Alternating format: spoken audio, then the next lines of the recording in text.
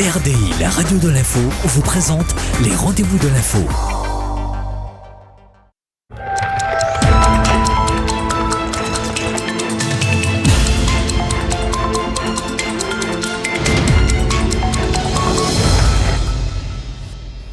Bonsoir à tous, bienvenue dans le rendez-vous de l'info ce soir avec 4 invités et 3 thèmes différents. Le premier avec notre premier invité Serge Mamlamfouk, professeur à l'Université des Antilles et de la Guyane pour nous parler de programmes de recherche, mobilité, ethnicité, diversité culturelle, la Guyane entre Suriname et Brésil pour un pôle guyanais de la recherche en sciences sociales.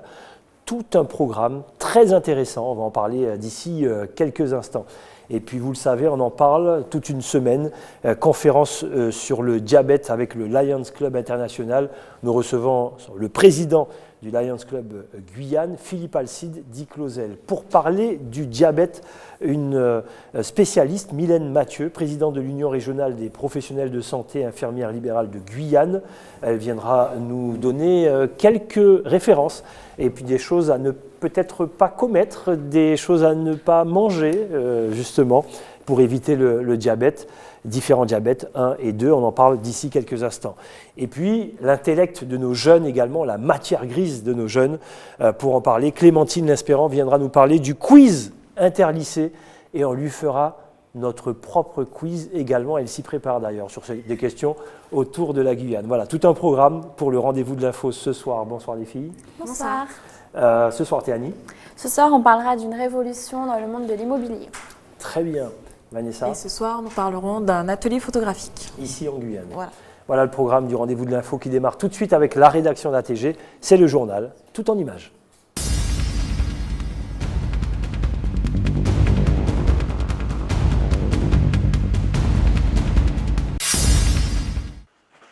En Guyane, 6 entreprises de plus de 10 salariés sur 10 ont innové entre 2010 et 2012. C'est ce qui ressort de l'étude réalisée par l'INSEE dans le cadre d'une enquête européenne. C'est davantage que la moyenne nationale d'une entreprise sur 2. Dans ces secteurs d'activité définis dans un cadre européen, 60% d'entre elles ont innové entre 2010 et 2012. Alors que pour ces mêmes entreprises du même champ, en métropole, c'est seulement 51% des entreprises qui innovent. Dans la lignée des entreprises de la filière spatiale, l'ensemble des entreprises de la région bénéficient d'une capacité d'innovation importante. Mais qu'entend-on par innovation ? L'innovation, c'est une définition qui a été donnée au niveau européen, qui est posée par un cadre européen et notamment par le manuel d'Oslo, qui identifie 2 grandes familles d'innovation. Une innovation technologique qui correspond à l'innovation en produits et en procédés. Et l'autre famille, c'est l'innovation non technologique qui correspond à une innovation en organisation et en marketing. De l'industrie en passant par le commerce de gros, le transport, les activités d'architecture, la recherche-développement scientifique, plusieurs secteurs d'activité ont été enquêtés. Ce qui représente 130 entreprises interrogées l'année dernière, couvrant ainsi presque 100% sur le champ de l'enquête. La collectivité régionale, à travers la stratégie régionale de l'innovation, marque très fortement sa volonté de développer le territoire à travers l'innovation.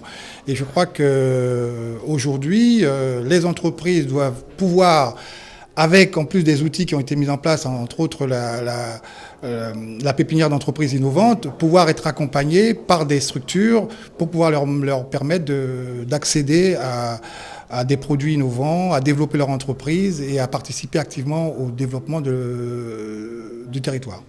À noter qu'en Guyane, la majorité des entreprises, 90%, emploient moins de 10 salariés.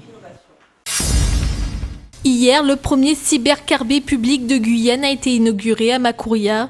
Cet espace informatique est ouvert à toute la population et à toutes les générations. Un lieu où le public aura à sa disposition une dizaine d'ordinateurs, mais aussi du matériel numérique pour pouvoir rester connecté. L'équivalent d'un cybercafé traduit à la mode locale. Toute la notion du carbé, c'est-à-dire l'échange, le partage, la convivialité, la cohésion, ça rappelle un peu toute notre culture, quoi. Je pars du principe que nous sommes, nous à Macouria, à peine à 15 minutes à vol d'oiseau du port spatial de l'Europe. Donc je trouve qu'il était inadmissible que notre population ne puisse pas bénéficier de tout ce qui concerne le numérique. Donc, sachant en plus que nous avons des populations des démunis, entre les étudiants et autres, nous avions donc l'obligation d'apporter une réponse. Et la réponse, c'est justement ce cybercarbé. Donc l'espace numérique ouvert à tout un chacun. Le cybercarbé a été installé au centre socio-culturel Mode Nadir. Il a entièrement été équipé avec du matériel reconditionné, fourni par l'association Recycle Ordi. Le cybercarbé, c'est une offre de services complète.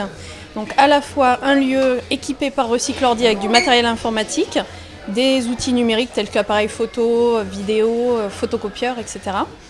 Et une équipe d'animation avec un programme d'activité, donc 2 animateurs par cybercarbé qui vont accompagner les publics dans l'apprentissage, comme je disais, de l'outil informatique, des pratiques numériques et leur proposer des activités, des événements, des concours, etc. Il y a vraiment une intention à ce que l'informatique, les pratiques numériques se démocratisent. On travaille pour la réduction de la fracture numérique en Guyane, l'e-inclusion. Donc pouvoir faire en sorte que tout le monde ait accès à la fois au matériel informatique, mais également aux connaissances, aux pratiques qui vont avec. Voilà. L'association ne compte pas en rester là. Elle est déjà en discussion avec des communes pour développer d'autres cybercarbés en Guyane et créer ainsi un grand réseau informatique. En Guyane, la terre est fréquemment cultivée selon une méthode ancestrale, celle de l'abbati-brûlis. Cette agriculture écologique s'effectue sur de petites parcelles de forêt. Les arbres sont coupés, puis brûlés. Dès demain, vous pourrez visionner en ligne La Voix de l'abbati. La Voix de l'abbati est un web documentaire proposé par le Parc amazonien avec le soutien du réseau rural de Guyane. Ce web documentaire vise à valoriser et à faire connaître, au travers d'une large diffusion, l'agriculture vivrière sur abbati, en particulier sur le territoire concerné par le Parc amazonien de Guyane. Nous avons voulu sensibiliser le grand public ainsi que les décideurs politiques, etc., à l'importance pour les familles de la pratique de cette agriculture, mais également sensibiliser le grand public, les scolaires, etc., montrer cette facette de la Guyane. À travers ce web documentaire, il y a une volonté de communiquer sur cette forme particulière d'agriculture. En effet, en Guyane, la terre est très fréquemment cultivée selon cette méthode ancestrale. De mettre en évidence et en lumière cette agriculture traditionnelle sur brûlis et itinérante, telle qu'elle est pratiquée encore dans le sud de la Guyane. Surtout donner une bonne image avec de belles images et puis donner à comprendre un petit peu comment fonctionne cette agriculture-là dans le parc. Le web documentaire La Voix de l'abbati, tourné sur le Haut-Maroni, nous plonge dans cette pratique millénaire en donnant la parole à celles et à ceux qui continuent à faire vivre cette agriculture itinérante. Dans le cadre du centenaire de la guerre, une démarche nationale vise à augmenter les archives liées à cette période. En Guyane, la population a invité à présenter ses souvenirs familiaux à des professionnels de la conservation. Cette collecte doit nous permettre de récupérer momentanément. Ce sont les archives familiales, des documents, des objets qui viendraient des familles et qui seraient conservés soit avec connaissance, soit non, parce que peut-être les gens peuvent, avec l'occasion, l'opportunité de cette collecte, se rendre compte qu'ils ont chez eux des objets dont ils ne savent pas très bien ce qu'ils sont et qui, profitant de cet événement, nous les apportent. En dehors de ces 2 jours de collecte, la région Guyane ainsi que l'Office national des anciens combattants et victimes de guerre restent à disposition pour toute information ou donation d'objets historiques. Et nous comptons reconduire l'opération pendant toutes les années du centenaire de la Première Guerre mondiale, donc en 2015, 2016, 2017, 2018, et voire même initier aussi de façon plus régulière des moments de collecte et de rencontres avec les Guyanais à Cayenne, mais aussi sur l'ensemble du territoire. L'initiative vise à répertorier un maximum de documents historiques tels que des lettres, dessins, photographies, journaux intimes, cartes postales, ainsi que des objets fabriqués dans les tranchées rapportés auprès des familles par des survivants de la guerre. Ils seront ensuite numérisés, répertoriés ou même reconduits avec l'autorisation de la famille à des archives et musées. La grande collecte a débuté aujourd'hui à la salle 517 de l'Ancre et touchera à sa fin demain à 15h. 1 an après sa fermeture, le stade Bois-Chaudat à Kourou a réouvert ses portes. Faisant partie du projet de Guyane base avancée, il aurait dû être restauré avant le début de la Coupe du Monde. Mais les travaux ne se sont pas passés comme prévu, repoussant la date d'ouverture du stade. Les travaux ont pris du retard. C'est lié à 2 causes, 2 facteurs essentiels. Notamment, nous avons découvert qu'il y avait de l'amiante sur le bâtiment principal. Donc cela a donné un surcoût aux travaux à effectuer. Et puis deuxièmement, nous faisons face depuis quelque temps à du vandalisme récurrent sur les installations nouvelles. Même si le projet d'un montant global de 4,5 millions d'euros avait plutôt bien démarré, le retard accumulé et les différents problèmes rencontrés ont fait augmenter le prix des travaux. On voit le bout de la route puisque nous avons pu ouvrir la piste d'athlétisme au club le 3 novembre. Ces travaux faisant partie, comme je vous disais tout à l'heure, de la base avancée, nous avons une rallonge de la région qui travaille avec les services de l'État pour nous aider à terminer nos travaux. Donc nous sommes encore sur cette lancée avec la rallonge de la région. Le nouveau stade a accueilli son premier match samedi dernier avec le derby kouroussien. Partez, allez c'est parti. Isaïas qui a commencé il n'y a pas longtemps mais qui attention, c'est remonté sur le skate. Hier après-midi, la cité Olisette a accueilli des passionnés des 4 petits trous. Des jeunes de tout âge ont participé à une compétition de skate en ligne droite. La démarche avait pour but de développer et faire connaître en Guyane le skateboard ainsi que ses cousins, le roller et le BMX. On représente la fédération, on est le comité régional de roller sport et on développe tout ce qui est glisse. Ça intéresse énormément de monde et c'est des sports qui sont quand même pas très connus, donc on essaye de faire connaître ça au plus grand nombre. Le skateboard est un jeune sport qui attire chaque jour de nouveaux adeptes, une pratique qui gagne de l'espace aussi en Guyane.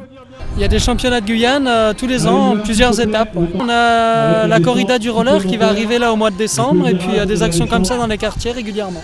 Le skateboard est un mélange de sport et d'art. En compétition, le sportif sera jugé non seulement sur la technique et la performance, mais aussi sur la créativité et le style. Pour certains, il représente une discipline à part, avec un style et une philosophie propre. C'est parti pour Enzo contre Ethan. Allez, voilà, très bien, regardez, on essaie de bien prendre les cours, mais ils vont plus vite quand ils vont. Voilà, super, ils vont plus vite quand ils sont les 2 pieds sur le skate, et après ça descend, waouh, super.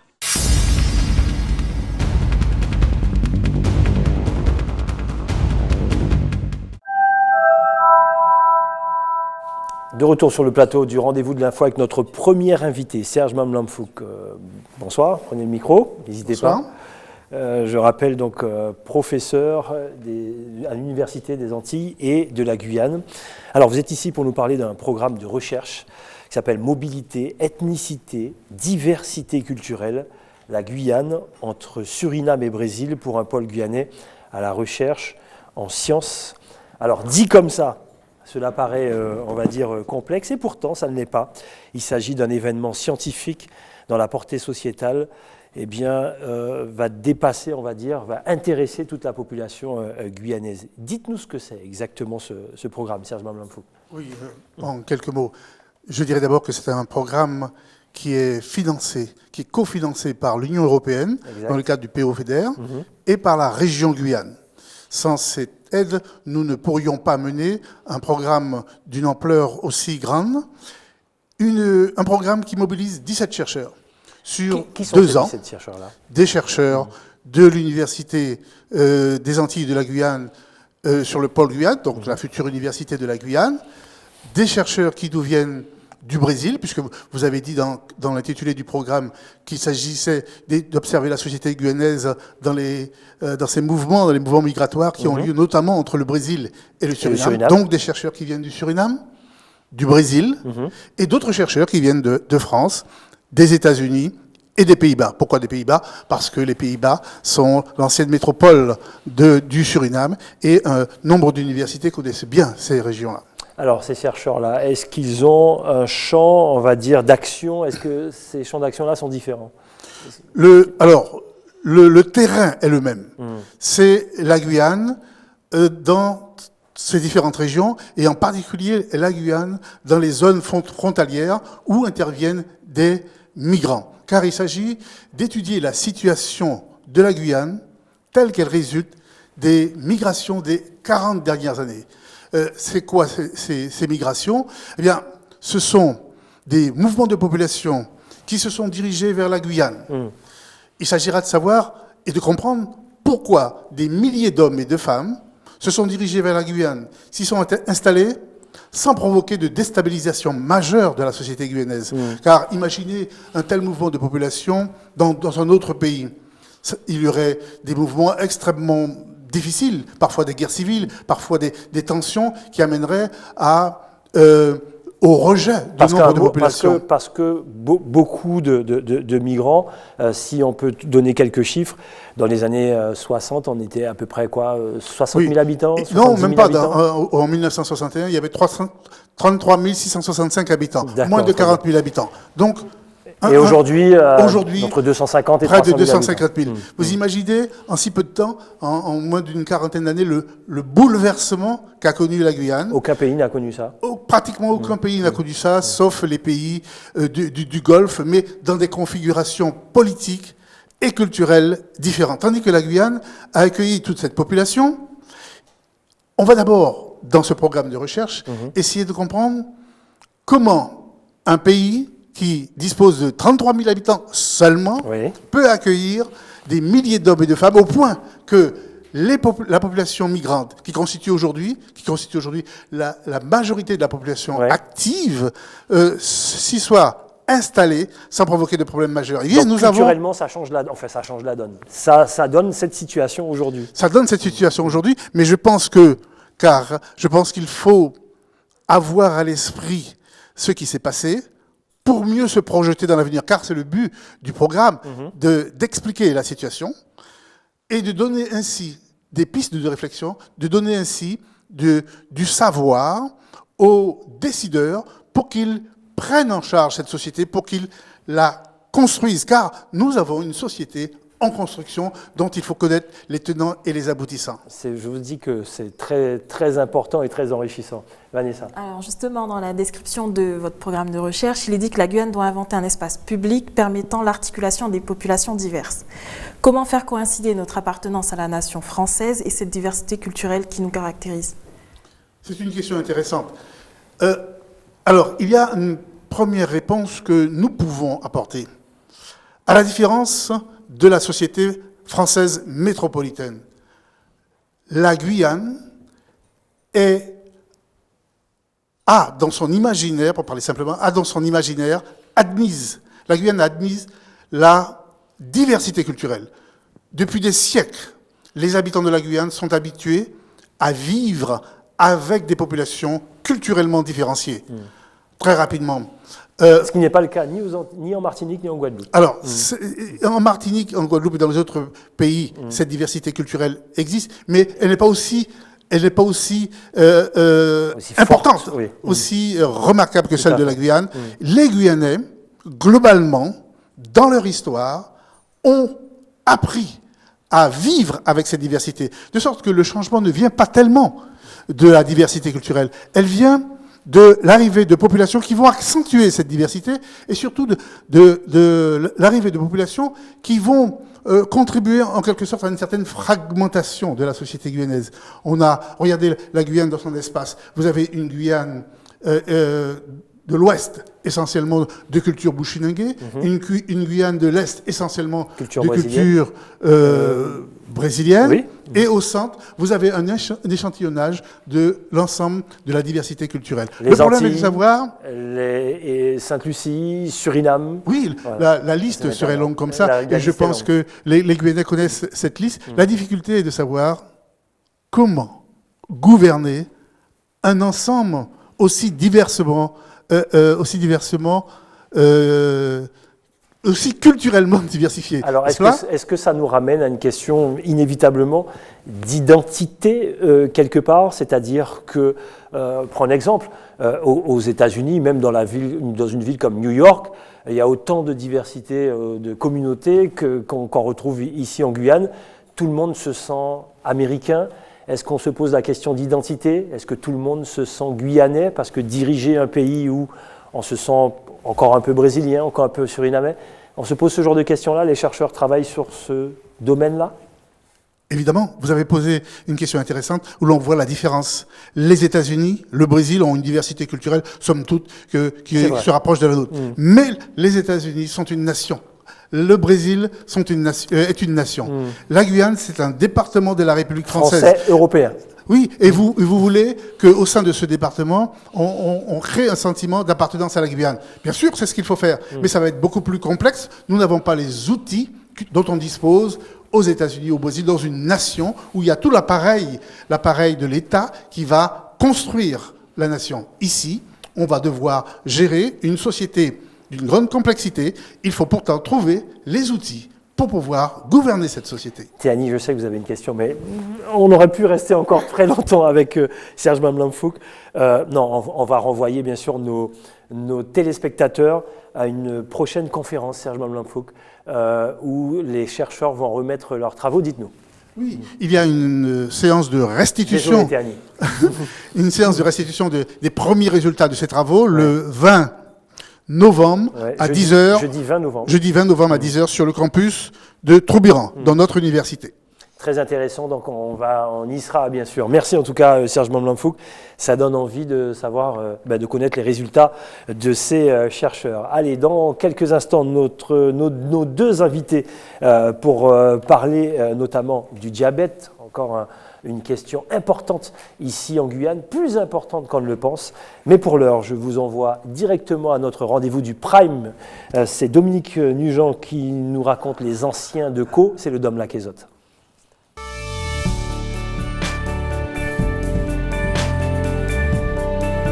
Mais quelle qualité commerce gagne comme ça quoi avant? Parce que bon, nous savons que bon, nous avons rappelé vieux souvenirs, hein, il a essayé de mettre une mine d'or là, nous pas d'accord. Mais qui commerce gagne avant quoi? Il était fait l'or déjà quoi? Non.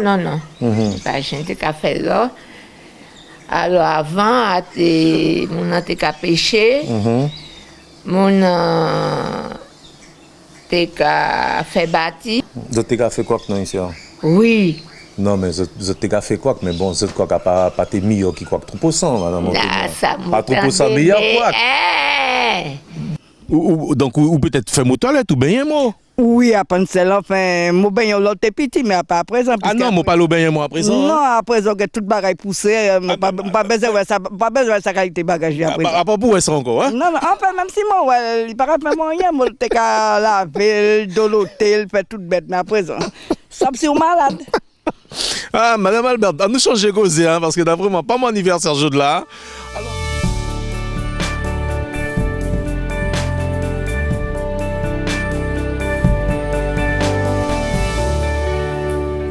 Nous sommes en direct, bien sûr, on discute avec nos invités ici même sur le plateau. Philippe Alcidi-Clausel, bonsoir. Bonsoir. Bienvenue, vous êtes le président de Lions Club International, la zone Guyane, pour nous parler d'une conférence sur le diabète d'ici quelques instants, et puis l'implication du Lions Club autour du diabète. Et notre deuxième invité avec nous, Mylène Mathieu, bonsoir. Bonsoir. Vous êtes infirmière libérale et présidente de l'Union régionale des professionnels de santé des infirmiers libéraux de Guyane. Vous avez réussi. J'ai réussi? C'est réussi. D'accord, très bien. Pour parler bien sûr du diabète. Avant de parler de la conférence avec le Lions Club, et la vôtre également, il y a plusieurs conférences.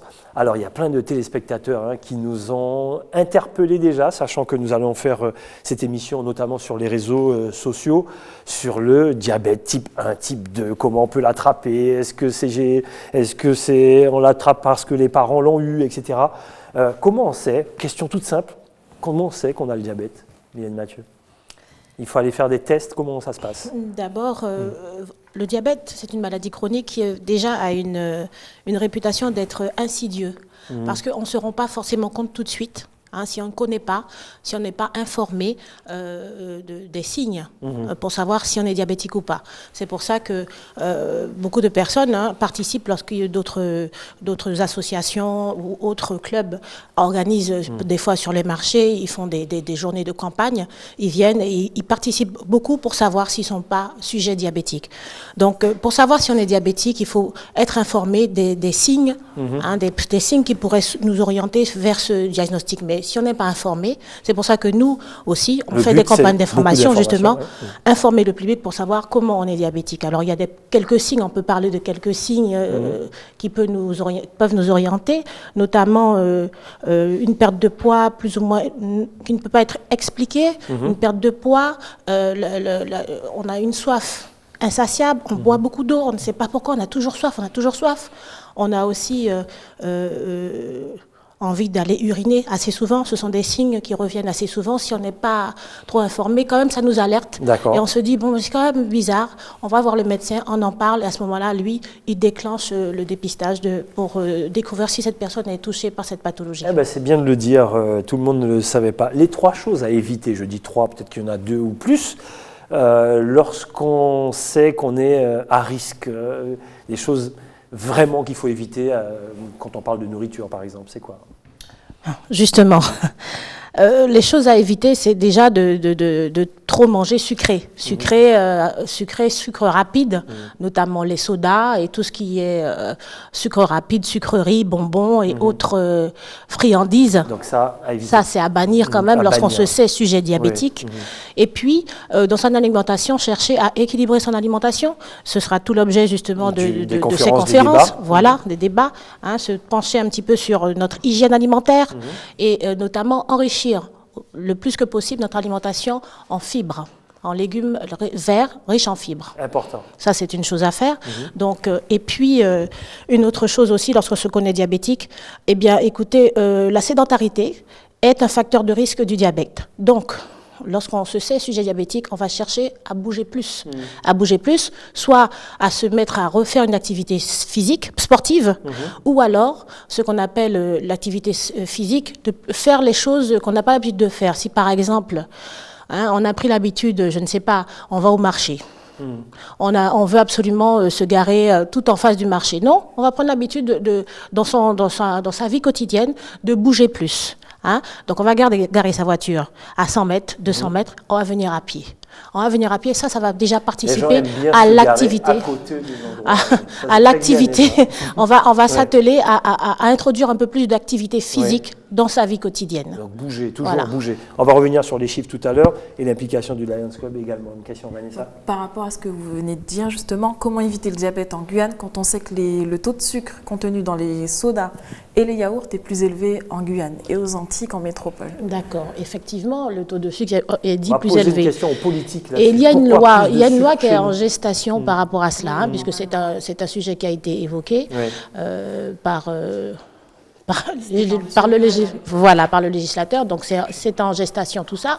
Mais écoutez, si on se connaît diabétique ou à risque, on évite de boire trop de sucré, de boire trop de soda, toutes ces choses-là. On incorpore une hygiène de vie dans son alimentation. On n'est quand même pas obligé non plus de s'approvisionner en excès, en tout cas en excès. On va revenir sur les chiffres tout à l'heure, Mylène Mathieu. L'implication du Lions Club autour du diabète, conférence sur le diabète à venir. Philippe Alcide Di-Clausel, dites-nous.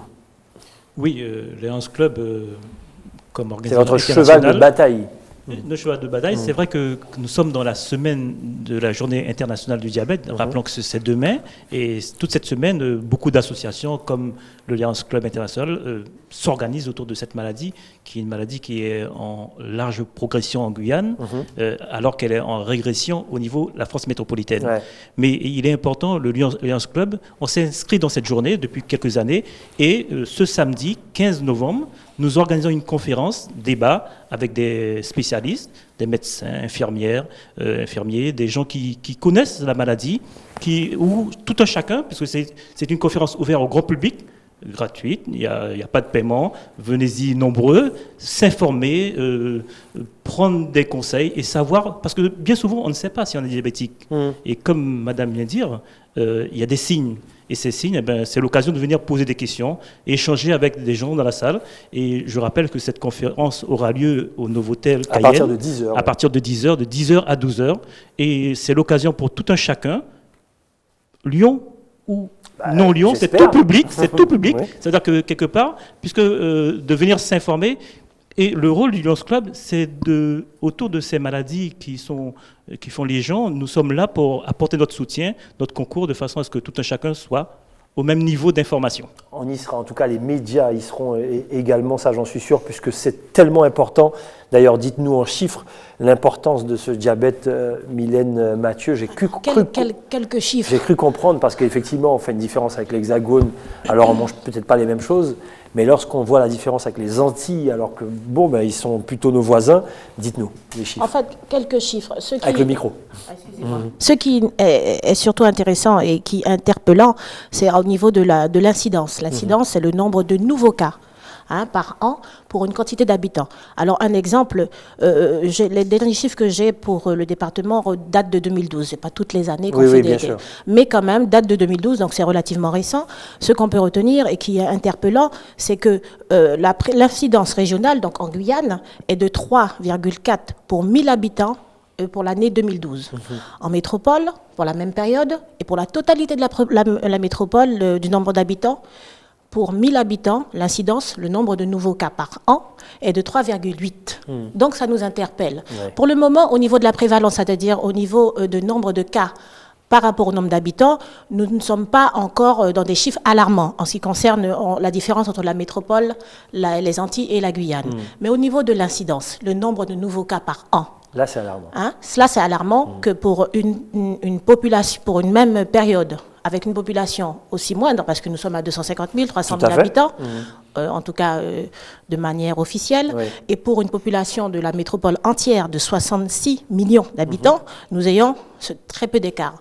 3,4 pour la Guyane, 3,8 pour la métropole. Si on ne fait rien, les chiffres risquent de s'inverser et nous allons aller de plus en plus dans la prévalence, c'est-à-dire le nombre de cas par habitant, en augmentant. Je vous avais entendu donner d'autres chiffres pour une question de tranche d'âge.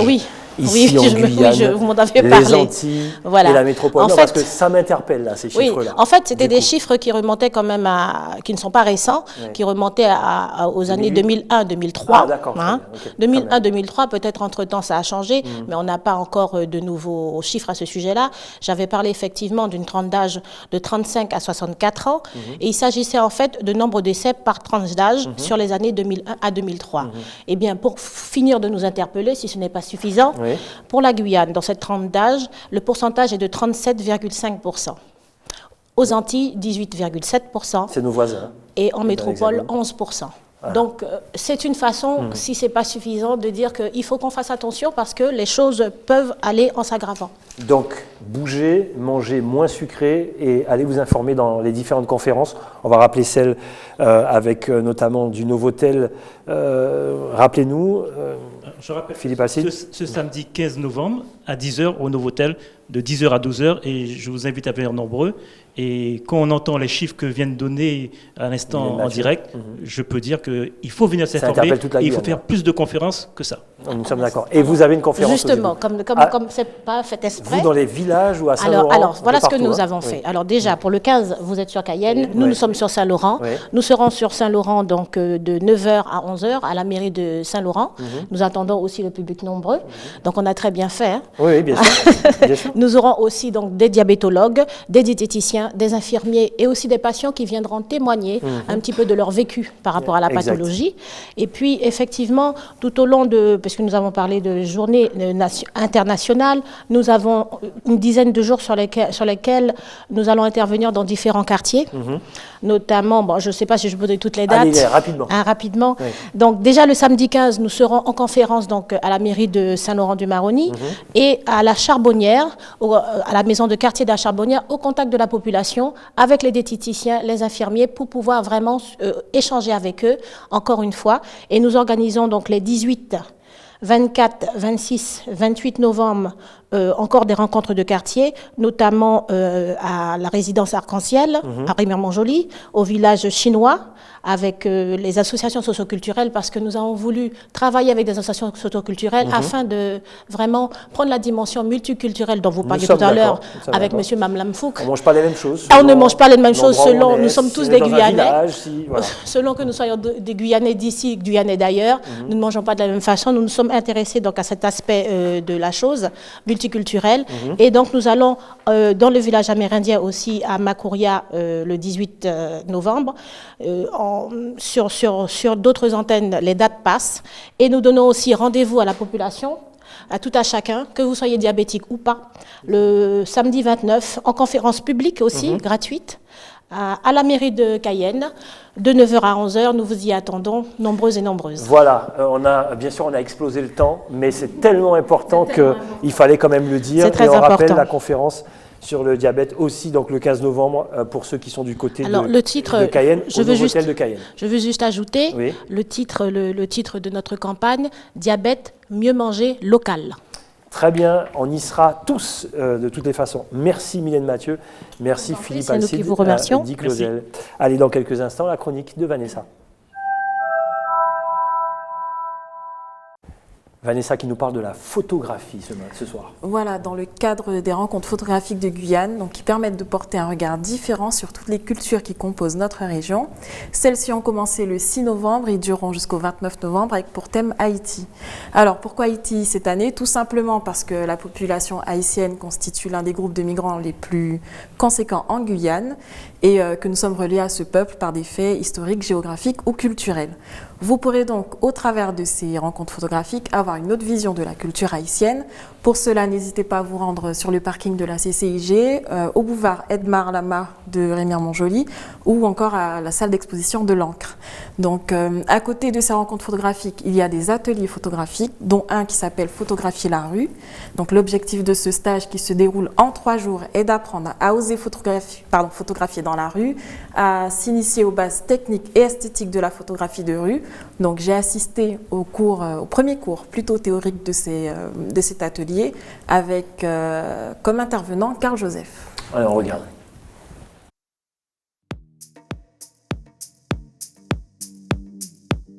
Alors les rencontres photographiques de Guyane, c'est un festival qui existe depuis bientôt 3 ans, donc c'est la 3e édition cette année. Et c'est un festival de photographie qui s'étend sur l'ensemble du territoire. Cette année avec 12 expositions, 7 lieux et 4 villes, donc Saint-Laurent-du-Maroni, Kourou, Cayenne et Remire-Montjoly.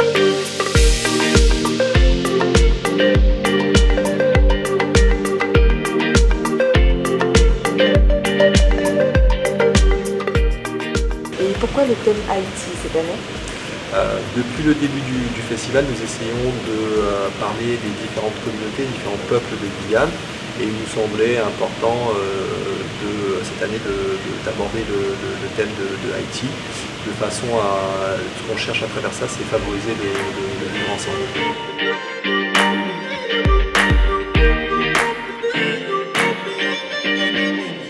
Alors les rencontres photographiques, déjà c'est un festival qui met en avant les photographes qui travaillent sur notre région et sur les régions alentours. Donc c'est un œil génial sur ce qui se passe ici, un œil artistique. Moi je suis enseignante d'art plastique, donc du coup pour mes élèves c'est aussi une fenêtre sur l'art en passant par ce qui les entoure, donc c'est encore plus exceptionnel. Et du coup c'est aussi des expositions qui sont sur place. Alors bon, moi je suis à Saint-Laurent, donc on en a une petite mais quand même on en a une.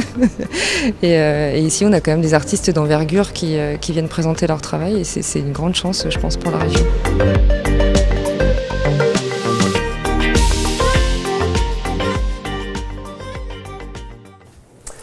Superbe, vraiment voilà. Intéressant. Hein. Donc la première partie théorique de cet atelier s'est terminée par un petit exercice, à savoir tirer le portrait de l'un des participants. Et je vous ai ramené quelques images pour vous rendre compte du rendu du travail de ces photographes amateurs. Vous pouvez voir les images tout de suite. Voilà, donc évidemment j'ai servi de modèle à certains participants. Donc en l'occurrence à Cécile, professeure d'art plastique que j'ai interviewée dans le reportage. Et là, c'est quoi le message là? Alors, il fallait juste faire un portrait. D'accord. Okay. Voilà, donc ils en ont profité pendant que j'étais en train de filmer, de prendre des photos.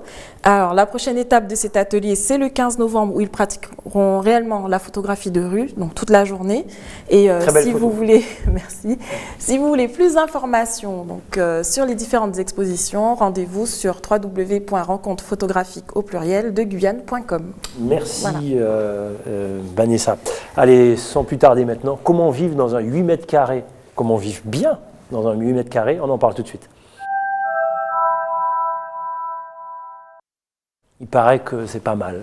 Allez, tiens, tu me dis ça? Oui, donc comme vous le savez tous, il est assez difficile de se loger, notamment sur Paris, que ça soit pour des prix de loyer exorbitants ou bien tout simplement un manque de place. Il faut être très patient. Un petit focus donc là pour ce soir sur les étudiants qui doivent s'y prendre des mois à l'avance.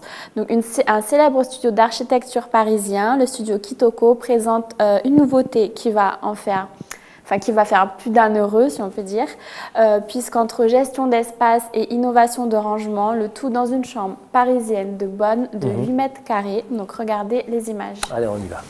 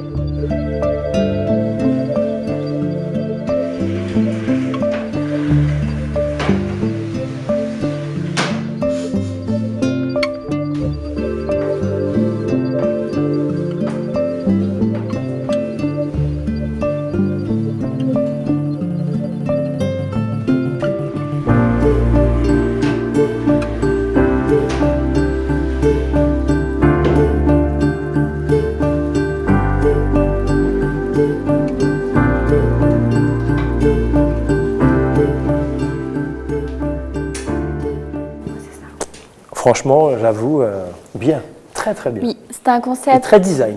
Oui, c'est très design. C'est donc le premier essai. Il y a un deuxième essai qui a été effectué, il me semble, dans la ville de New York. Donc c'est un petit peu différent, c'est sur d'autres bases.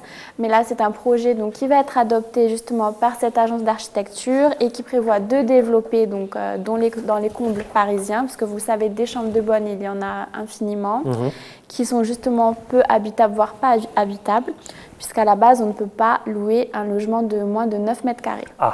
Voilà. Mais là, avec cet agencement et cette nouvelle innovation, on part sur, on va dire, des milliers de logements construits dans la ville de Paris. Donc, et pourquoi pas ici en Guyane? Pourquoi pas ici en Guyane, voilà. Parce qu'on a beaucoup d'étudiants, les logements sont assez chers. Et là, ça sera un petit peu cher, je pense, au début, puisque c'est nouveau, mais les prix vont baisser très vite. Voilà, très intéressant. Effectivement, on s'adresse bien sûr aux étudiants. Merci Théanie.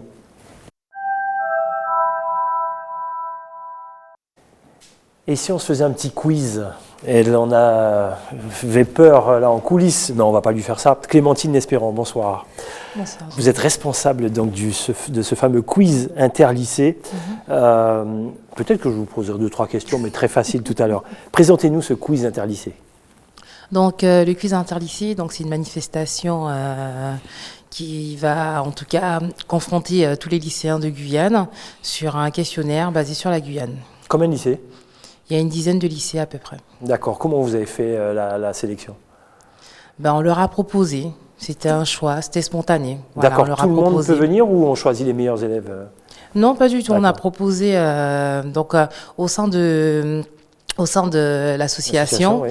Il y a des conseillers techniques. Donc on leur a demandé de choisir, de désigner en tout cas des candidats auprès de leur lycée pour pouvoir représenter dignement leur lycée le jour de cette manifestation. L'association qui a changé de nom, c'est l'association Animation Guyane maintenant. Tout à fait. Avant c'était l'association Animation lycéenne. Exactement. Donc comme ça rassemble un peu plus de monde. Le règlement du jeu, comment ça va se passer? Donc donc c'est par équipe de 3, d'accord, par lycée. On leur pose une quarantaine de questions, donc il y a 30 questions à choix multiples et 10 questions ouvertes où ils doivent répondre directement. Voilà. Je vois des thèmes proposés, histoire, géographie, culture guyanaise, nature, célébrité, littérature, et puis avec effectivement tous ces différents lycées. Vanessa, oui? Allez-y. Ah, je posais la tête comme ça. Ce quiz interlycée, qu'est-ce que vous attendez après ce quiz-là? Donc j'imagine que vous voulez le mettre tous les ans, mais vous voulez en sortir quoi comme événement pour les jeunes? Donc auparavant, c'est vrai que ça s'appelait la dictée des lycées. C'est un projet de l'association Artprod des frères Alfred. Difficile à mettre en place. Très difficile, voilà, tout à fait, très difficile à mettre en place. Et on a souhaité donner un nouveau souffle justement à cette... côté événementiel, voilà, plus festif, plus fort, on va dire, en termes d'événements. Voilà, à cette manifestation. Et à travers justement cette manifestation, on attend en tout cas au niveau de chaque lycéen que tout ce qui est barrière sociale, barrière géographique puisse justement tomber pour pouvoir qu'ils puissent se concentrer et s'associer justement dans un but intellect. D'accord. Voilà. Oui, je voudrais savoir si la manifestation a gagné en ampleur depuis sa création. On essaie à ce qu'elle gagne justement en ampleur, puisque faut dire que elle est unique dans les dom-toms, ça n'existe pas. Donc on essaiera justement d'année en année à faire évoluer cette manifestation et voir à l'importer au-delà de nos frontières. Peut-être un jour inviter des lycées. Tout à fait. C'est le but. C'est le but. Ouais, c'est le but. Cette année, les thèmes, la violence au sein des établissements scolaires, la sexualité chez les jeunes, parce qu'en ce moment, c'est de ça dont il s'agit, c'est ce qu'il y a dans l'air. Tout à fait. On a choisi des thèmes d'actualité. Donc, il y avait une dizaine de thèmes qui nous avaient été proposés. Et on a ressorti en tout cas ces 2 thèmes.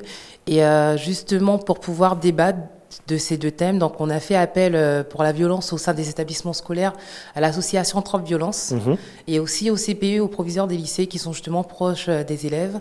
Et pour tout ce qui est sexualité, on a fait appel à l'association Entraide. D'accord, très bien. Celui qui gagne, le lycée qui gagne, il gagne quoi ? Donc, il est récompensé par la région Guyane, qui nous soutient depuis pas mal d'années, qui suit la jeunesse guyanaise. Et c'est une surprise, en tout cas, ça promet.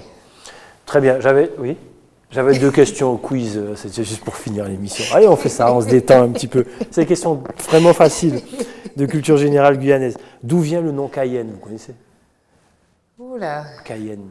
Je sais que c'était pas un Amérindien. Ben voilà. D'accord, ok. Allez, je ne pose pas la deuxième. Je peux faire la deuxième. Merci en tout cas. Donc rendez-vous, c'est ouvert. On peut venir voir le public ou pas ? Oui, tout à fait. Donc c'est ouvert au public. On invite en tout cas ceux et celles qui ont envie de tester leur connaissance sur la Guyane à venir. Et donc c'est samedi. Il n'y a pas de souci. Donc c'est samedi 15, donc à 9h à l'auditorium de la région Guyane. Voilà, 9h samedi 15 à la région Guyane. Ma deuxième question, c'était la superficie de la Guyane. Facile, à peu près. Bon, bref. À peu près. La réponse en off, vous allez me dire la réponse en off. C'est comme ça qu'on se dit au revoir pour se donner rendez-vous demain. Demain, on va recevoir un violoniste et un pianiste extraordinaire qui va, notamment ce groupe qui va se produire du côté de l'Ancre, donc de la musique sur le plateau du rendez-vous de l'info. Vanessa Théani, à demain. Et puis nous, on se donne rendez-vous samedi. On se donne rendez-vous samedi. 15 à 9h. À 9h. Allez, passez une excellente soirée. Sans plus tarder, le journal de BFM. N'oubliez pas Dom Laquezotte à 20h. Bonne soirée. À demain.